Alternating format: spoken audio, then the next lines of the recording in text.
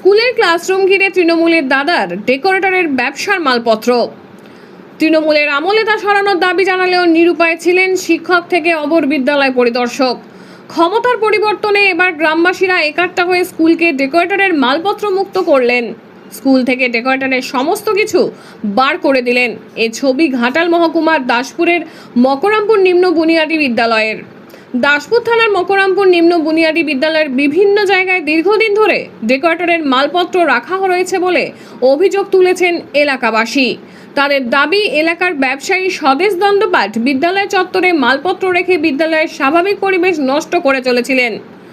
এলাকাবাসীর অভিযোগ, বিদ্যালয়টি ব্যক্তিগত সম্পত্তির মতো ব্যবহার করা হয়েছে।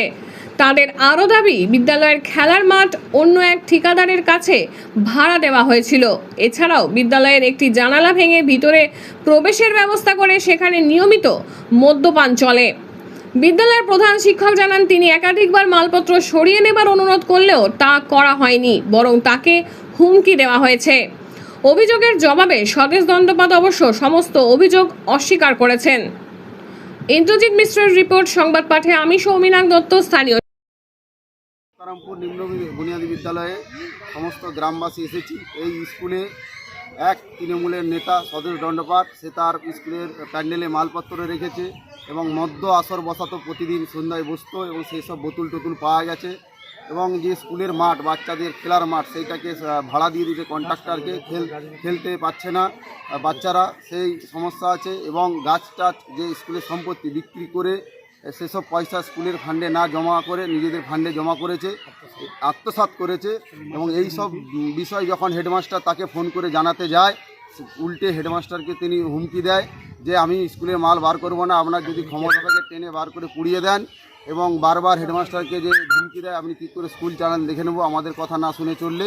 এই জন্যই আমরা আজকে গ্রামবাসীরা সব এক জায়গায় জুটে এই সব প্রতিবাদ জানাচ্ছি। এবং ডিএম, এসডিও, বিডিও সব স্যারকেই বলছি, আপনার স্কুলের প্রতি আসুন, এসে লক্ষ্য নজর রাখুন।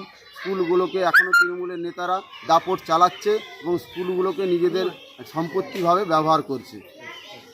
আমার নাম স্বদেশ দণ্ডপাঠ। আমার প্যান্ডেল ব্যবসা আছে। স্কুলের পাশেই আমার গোডাউন। ওই স্কুলেই দুর্গাপুজো হয়। সেই দুর্গাপুজোর সামান্য দুটো গেটের একটা ওই কী বলে অংশ, ওই পরিত্যক্ত যে স্কুলটা ব্যবহার হয় না, এই স্কুলটা পরিত্যক্ত, ওই স্কুলটা হয় না, ওরই এক সাইডে ছিল। আর মাস্টারমশাইরা আমাকে আজকে যে প্রায় জামাই ষষ্ঠীর দিন বলেন যে স্কুল থেকে এগুলো সরিয়ে নিতে হবে। ভালো কথা, আমি বলেওছি যে আমি ওটা সরিয়ে নেবো, আমাকে লেবার টেবার আসতে দিন, কারণ লেবাররা এই সময় এই একটা অনুষ্ঠান বা দেশ বিজয়ের জন্য লাগেনি, এসে গেলে সরিয়ে নেবে। এই হচ্ছে ব্যাপার। ওটা একদম পরিত্যক্ত স্কুলটা ব্যবহার হয়নি। তার একটা সাইডে ছিল ওই দুটো, ওই স্কুলেই পুজো হয়, দুর্গাপুজো, সেই দুর্গাপুজোরই মাল ওই দুটো গেট, আর অন্য কিছুই ছিল না। এই হচ্ছে বিষয়টা যা এই মিডিয়ার সামনে বলেছে, এটা সর্বৈব মিথ্যা। এই বিষয়গুলো সম্পূর্ণ মিথ্যা, আপনারা স্কোয়ারি করতে পারেন।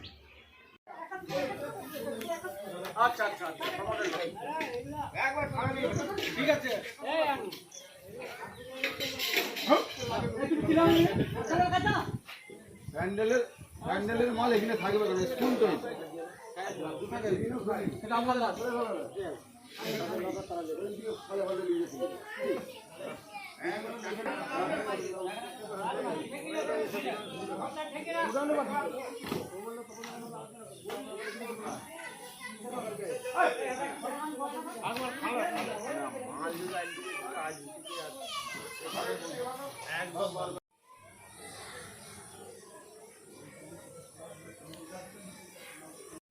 আমার নাম স্বপন সিং।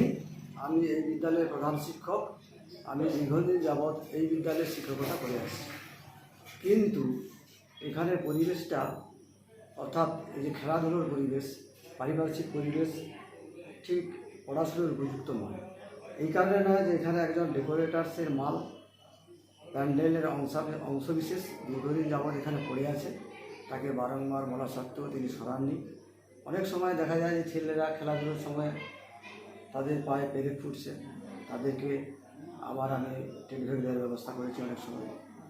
এইসব অবস্থার জন্য এখানে গ্রামবাসীরা মালপত্র সরানোর জন্য আমাকে বলে যান এবং যার ডেকোরেটার তাকে আমি অনেকবার বলার সত্ত্বেও অর্থাৎ এই বিগত 7 দিনে তিনি মালপত্র সরাননি, তাই গ্রামবাসীরা নিজ উদ্যোগে আজকে মালপত্র সরাতে এসেছেন।